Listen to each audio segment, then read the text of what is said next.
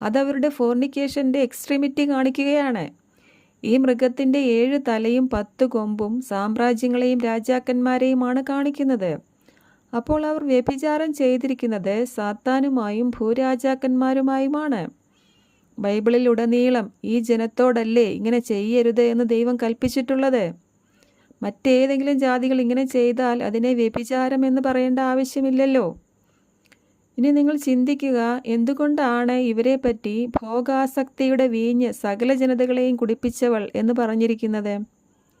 ഇവർ യേശുവിനെ സ്വീകരിച്ചിരുന്നു എങ്കിൽ ഇവരിലൂടെ ഭൂമിയിലെ സകല ജനതകളും അനുഗ്രഹിക്കപ്പെടുമായിരുന്നു. ദൈവരാജ്യം അന്നേ തന്നെ വരുമായിരുന്നു. എന്നാൽ അവർ അത് ചെയ്യായ്കയാൽ എന്താണ് സംഭവിച്ചത്? ലോകം കൂടുതൽ ഇരുട്ടിലേക്കും ഭോഗാസക്തികളിലേക്കും പോയി. ഇവർ ലോകത്തിൻ്റെ വെളിച്ചമാകേണ്ടവരായിരുന്നു. എന്നാൽ എല്ലാ മനുഷ്യരെയും